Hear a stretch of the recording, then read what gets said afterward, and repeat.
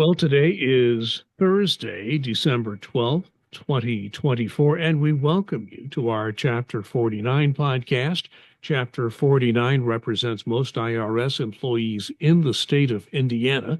My name is Larry Lannan. I'm a volunteer working in communications with NTEU Chapter 49 and a retiree. We welcome once again our chapter president, Duncan Giles. Thanks, Larry. It's always good to be here. So we've got a blast of winter here. We've had about 2 weeks ago we had in central Indiana a surprise little snowstorm that like stopped traffic all over town because nobody predicted it. And it's like last night everybody was predicting in evening rush hour there was going to be this snowstorm with snow squalls, and it never happened. So you just you can, and then we were all ready for it, and it never actually did happen, at least not where I live. So, weather's in Indiana, it is unpredictable. It changes at a moment's notice. It certainly does. As I told my beautiful wife, Kim, last night, okay, I've salted the sidewalk between our house and our garage, so that practically guarantees it won't snow. But The greatest predictor I used to have, and we live in a community now where they take care of the snow for us. If I bought a snow blower, that was a guarantee we would have no snow. exactly, and Sunday night I was out grilling steaks in 50-degree weather, and then, today the wind chill here in Indy is about 0 degrees Fahrenheit. So as I like to say, if you don't like Indiana weather, wait 15 minutes, it'll change. Well, you and I have lived in Indiana most of our lives, so we've seen it up close and personal right there. Let's take a look at our issues for this podcast. First, we're going to talk about the continuing resolution. The continuing resolution currently in effect, which funds the government as its agencies, will run out on December 20th, which is just days from today. The Speaker of the House has now publicly said he wants this going through March. Our legislative department has gotten the word that seems to be the consensus on Capitol Hill. We're going to kick this can down the road all the way to March. So what, if anything, does that mean for people working for the federal government, in particular those at IRS? Well, that means a flat budget for everyone. Supposedly, if it's a clean continuing resolution until March, on the one hand, that means everything's going to remain the same. Your funding's going to remain the same, things of that nature. The issue comes up, especially with the IRS, is that in the continuing resolution that's occupied now, that's on now, they've talked about, they had the same language where they had the clawback of the $20 billion from the IRA that gave the IRS, more money to, do things like hiring, update our antiquated systems, things of that nature. And if that's not corrected, we could lose another 20 billion, which this organization can ill afford. And that's been, said by people like our national president, Doreen Greenwald, our IRS commissioner, Danny Werfel, as well as Treasury Secretary Yellen. So, we don't know. And again, will it be a clean 50? Will they, a clean continuing resolution? Will they, fix that issue? Will they hit some other issues that must pass by the end of the year? We just don't know. It's going to prove interesting. And then you're going to have a budget fight right at the beginning of a new administration. And I don't know, how much they want to do that, because any legislation that they want, especially if it's going to be budget, is going to be hard pressed in the House, since they've got such a slim majority in the Republicans. Everybody's going, well, it's all Republican now. Well, yeah, it is, but it's only a 5-vote majority. And as you well know, Larry, trying to control a caucus in either side of the House is much like herding cats. It's a little bit difficult. And if you have a few defections, that could cause the entire thing to lose. So that's what the speaker has said. That's what it looks like. There's no way that they could pass omnibus bills or even minibus bills by the 20th. There's absolutely no way with the legislative system that we have that they can do that. So we are looking at another continuing resolution. The only issue is, how long will it be? One quick note on the budget. One thing I found interesting is that I saw an item last night that the issue about the Social Security for people like myself who worked in the private sector and went to CSRS, passed the House overwhelmingly. It's in the Senate. Weren't sure if there was going to be a Senate vote, but I heard I think it was Senator Elizabeth Warren, who said that she now has a commitment from Chuck Schumer, the majority leader, at least for now, to actually have a vote on that bill. And there was no guarantee that bill would get a vote. It appears it will get a vote, so at least it'll be considered by the Senate. We think there's a lot of support there, and the president, President Biden, has said he would sign it. So there's still hope for that little piece of legislation for people like myself, a little self-interest there. Yeah, I saw last night that it was Senator Schumer did say we will get this bill voted on. So that's a good sign. Again, legislatively, the military budget has passed one house of Congress and looks like it's headed for approval pretty quickly. And of course, the military is going to get a higher raise than federal employees are supposed to get as things stand at the moment. But NTEU and other federal unions and employee groups are pushing the president to use his executive authority, since right now the budget bills are silent on this, to impose pay parity, to give federal employees the same percentage pay raise as the military. We don't really know where that's going to go, but at least it's in the discussion phase, and we will wait and see. But at this point, we've had no indication from the Biden administration that there's going to be any change of the federal pay raise. Yeah, it's very interesting. Basically, when the president proposed the 1.7 for everyone and 0.3 for locality pay, the thinking was, you know what, it's going to be very tight budgets. It's going, we need a smaller pay raise so they won't have to absorb a large amount. There's been a lot of discussion especially among Democratic members in the House and the Senate, that there should still be pay parity, as there has been for like 19 of the last 20 years between civilian and the military. And that's what everyone is pushing for. At this point, we're starting to hear things like Senator Blackburn of Tennessee is saying, I'm going to propose things like a freeze on pay for a year for federal employees. So, it may be that the current administration looks at this and says, hey, you know what? We're going to make sure that federal employees are taken care of a little bit better. We're going to raise it so it's parity with the military. I wouldn't count on that raise yet, but it's hopeful. You want to, we'll be pushing for it. Let's put it that way. We'll be pushing for it. I know our friends in Congress are pushing for it. Hopefully we get some bipartisan buy-in from across the aisle, because it's in the best interest of everybody to make sure that both the military and the civilian workforce are well paid. And we want to, we don't know what's going to happen after January 20th, so we want to try and take care of what we can now. Let's also mention something that has just come across. If you do have your email registered and on file with the NTEU at the national level, you should have received an email that if you go check your contact information, you can be entered into a contest. But NTEU wants to ensure that, number one, we have your correct email address, but also, more importantly, that we have a cell phone number for you outside of the government system. So if NTEU needs to get a hold of you, NTEU can do it very quickly. So not only is it important to do that, go to NTEU.org. If you haven't set up an account and you're a member, you can do that very easily. If you already have your account set up, check your contact information. Sometimes phone numbers change and so forth. Make sure it's your personal email address, not your business one, not your government one. And make sure it's your personal cell phone, not your government cell phone if you happen to have one. So, and hey, this time you can win a prize. Exactly. And this isn't something where NTEU is going to be spamming you or selling this information or anything of that nature. Not at all.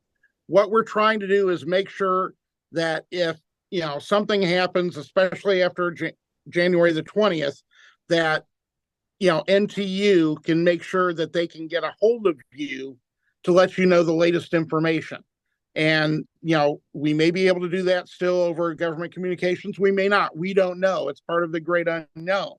So we want to make sure that we have current information, your home address, your cell phone number, your home, their personal email address. We want to make sure we have those so that NTU nationally and as well as locally can get that information out to you. And because of this, NTU's realized the importance. They've attached some prizes to it to make sure that, try and incentivize people to go ahead and do this. Because trust me, you don't want to be without the information that NTU imparts. A lot of times, trust me, there are a ton of managers and executives who are like, what are you hearing? What's going on? Because NTU will get information long before it comes through your manager or things of that nature. So please, if you have you're not receiving mailings from NTU, or you're not getting emails, or you're not getting texts, go ahead, get that corrected on www.ntu.org. Go ahead and sign in. As Larry said, if you don't have one, it's very easy to set up an account. If you don't want to do that, or think you don't have the information, and you're a member here in Chapter 49, send me the information. I'll go ahead and input it for you. Whatever it takes, we just want to make sure that we have the most current contact info for you, just to keep you in the loop. So once again, make sure that contact information is there. Of course, the good news is this podcast is outside the IRS system. So we produce this, and yet we don't rely on any government equipment or software to produce this. And also our Facebook page, I'll put a plug in for that. If you go to Facebook, just a search under NTEU Chapter 49 Indiana. You can like or follow our Facebook page, and we try to keep that up to date, totally outside the IRS system. You can get our updates there as well. We try to keep it as up to date as we can, just depending on what sort of information is available out there. Let's move on to something we talked about in detail last week, the combined federal campaign. I'm a retiree, and I just got the email from OPM about how I can, as a retiree, contribute to the CFC. We talked about that with Andy Reitmeyer last week, the man in charge nationally for the management of IRS. And we still want to remind people there's time to sign up for CFC. Yeah, you still have plenty of time to do it. There are so many great causes. As Andy went into detail last week, it's really, really great causes. It can impact people personally, as it did to him when he was younger. And you talked about your experiences with your family, with your father in CFC. So there's a lot of great options out there. One that I really like is the FIA, which helps out federal employees in need, that NTU definitely backs. But there are literally hundreds, if not thousands, of charitable organizations that your donations, be it $1, $2, $5 a pay period, something as low as that, can really change lives. So I would absolutely urge everyone to do what they can. Well, let's talk about an issue we've been talking about for many months now, Project 2025. Now, we've all read it. We've discussed it. It's this huge document. There was one academic studied it and said it is full of contradictions, because different people wrote different parts of it. So it may say one thing here and be contradicted by some other part of it. So we have no idea what this is about.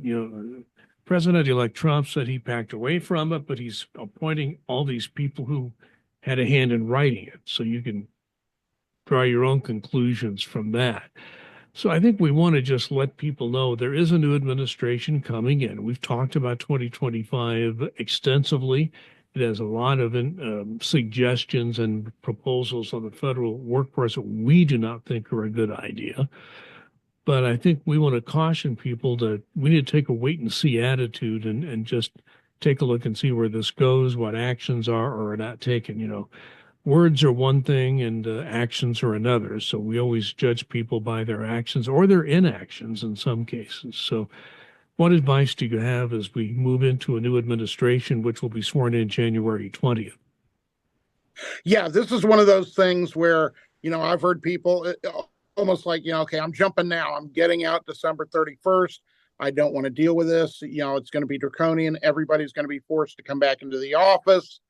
Well, that would take a statutory change, not just an executive order, because we have a contract in force.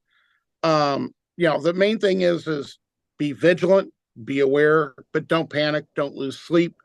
NTU nationally and locally is doing what we can to plan to see how we're going to come through this. If some of the things from 2025 do eventually roll out, and make no mistake, they're going to try and roll out these majority of these ideas. You don't write a playbook and not use it, as somebody has said. So we want people to be aware of it. We want people to be wary, but don't, oh my God, it's all going to crash on January 21st. No, there are going to be changes. There are changes in every administration. Some of the things that they've proposed are more drastic than anything we've seen, but there are certain steps that have to come in. The Doge Commission is going to be an advisory commission. They're going to advise OPM. They have no legal status to change basically anything. They can advise. And in a lot of comparisons, there was a commission called the Grace Commission back in the first Reagan administration about changing government and reworking it and doing all these things. And, some things were adopted, but not many, not the vast majority of it. So you need to take a wait and see attitude. But again, why we want to have the contact information for you, if some of these things do come to fruition and we do start to fight them, we're going to want to make sure that folks let their representatives and senators know that this is not something that they really want, and be able to contact them. And we want to let you know to contact them when and what exactly is going on and how it could be harmful to you and your career. And that ties in with what we said just a few minutes ago, that we want to have your outside the government contact information so we can send you a text message on your phone, send you an email, and say, hey, this is sometimes things happen very quickly. We will ask our members to very quickly start contacting their own local representative, their two senators and their member of Congress. So it's important that don't lose sleep over it, don't agonize over it, but be prepared. That's better to be prepared to take the actions that we ask you to take. And our people in Washington, our legislative department, our leadership nationally, they're watching all of this very closely. If they need your help, they're going to ask for it, and they may need it very quickly. So this all ties into contacting you outside your government communication system. Yeah, and a quick plug, we do have a great communications system, and they do send out great messages. Our head of communications, Sheila McCormick, will be retiring at the end of the year. She's done great work for NTU for many, many, many years, and greatly appreciated. But that's the type of people that we have at National NTU. They're dedicated, they really care, and they want to do a great job for the members and employees so we can do a great job for the taxpayers, which is our job. So it all ties in together.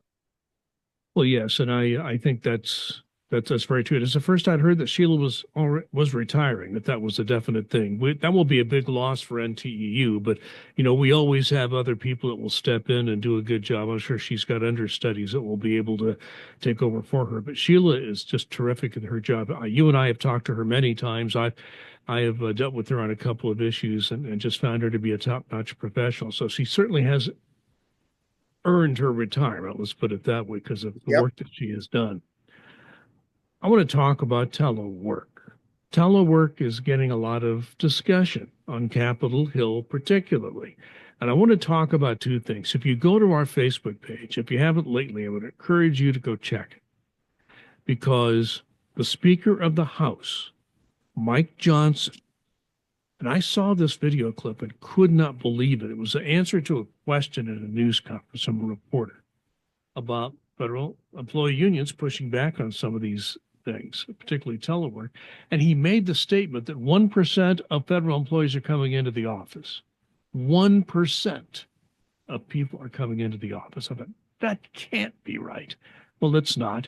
Even if you took maximum telework under our contract, way more than 1% of the people are coming into the office if they do the maximum telework, and only a few people do that. Of course, we have a lot of employees who work in the field as well. Collection, examination people who already work out in the field. They're out of the office anyway for other reasons doing their work. But that was evaluated by PolitiFact, one of the most respected fact-checking operations. And if it's just, they have a category called pants on fire, meaning it's about it's as inaccurate as it could be. Mr. Speaker Johnson's statement on that 1% of federal employees coming into the office got a pants on fire evaluation from PolitiFact.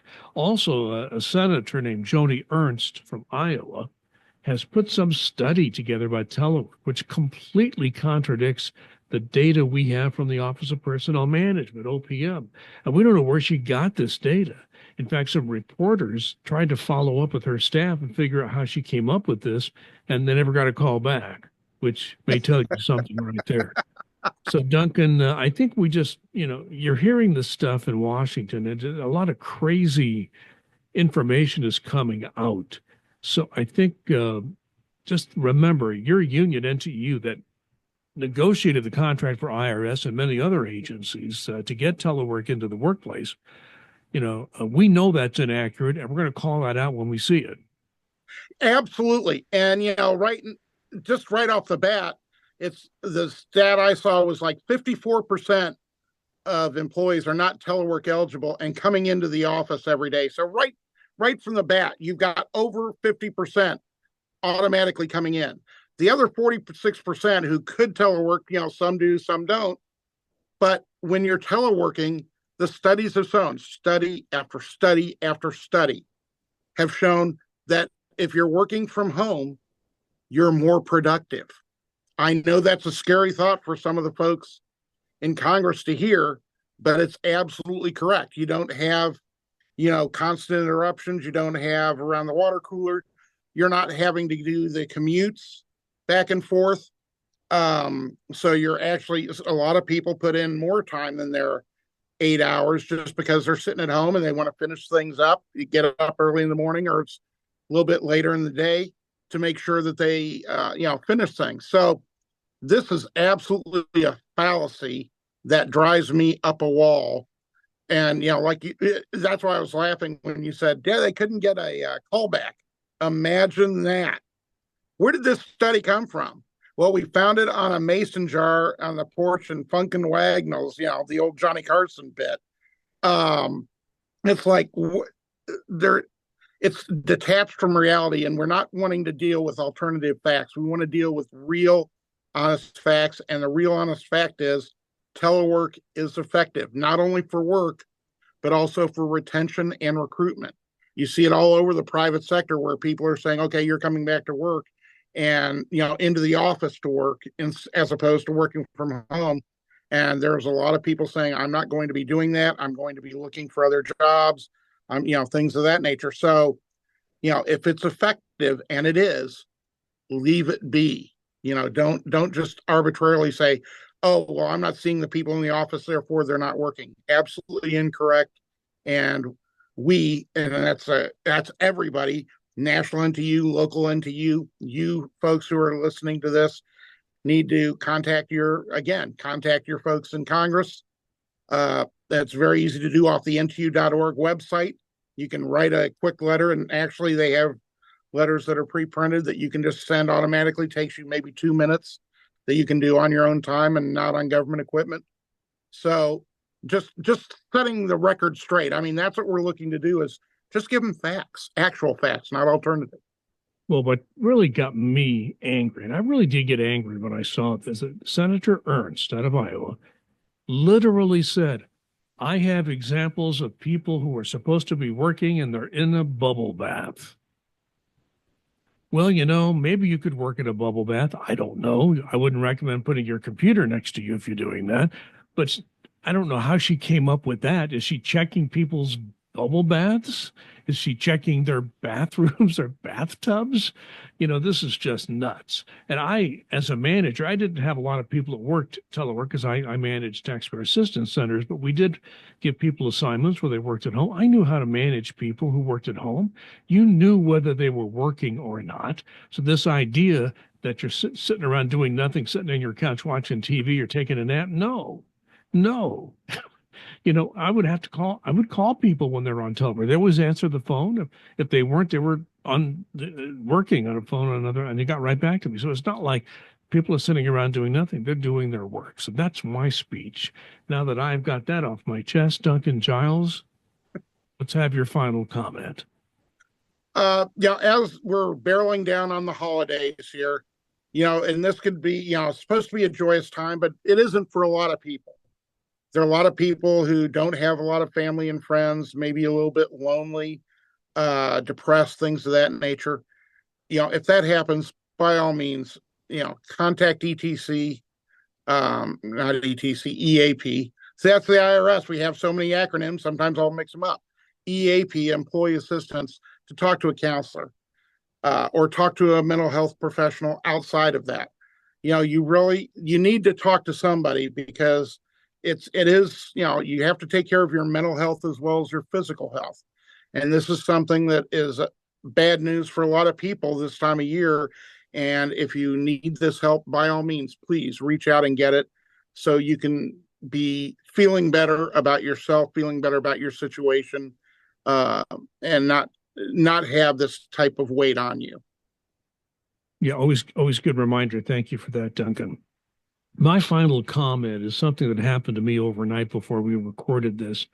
My power went out in our condo that my wife and I live in, which we live, at 1:15 in the morning, and it was 12 degrees outside, wind chill under zero.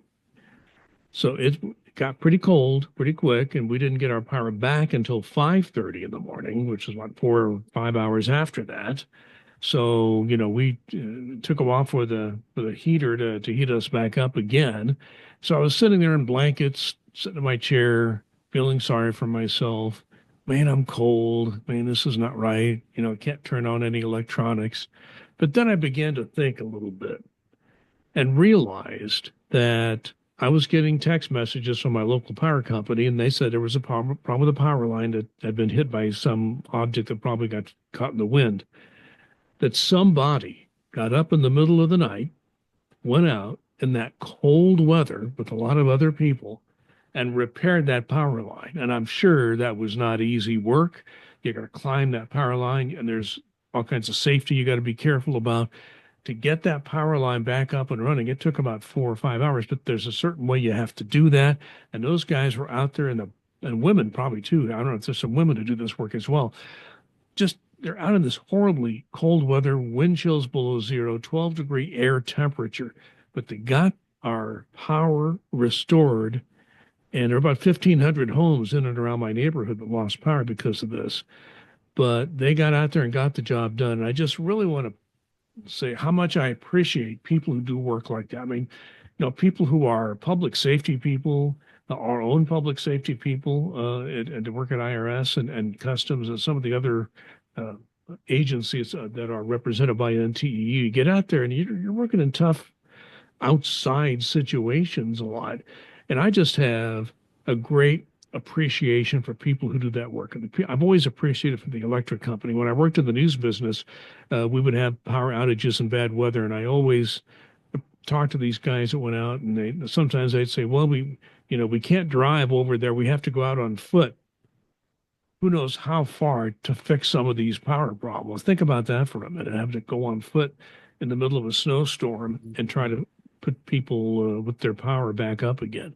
So just want to put hey, thank you very much for the people who do this work. I have a great appreciation. I felt a little less sorry for myself when I realized I may be a little cold. Those guys are out there. Those people are out there trying to get power restored in a very dangerous and cold situation. So my appreciation goes out to them, and that's my final comment for today. Just a quick note, we'll be on a holiday schedule the next few weeks. Next week, our plan is to have a podcast Wednesday next week as we get close to Christmas.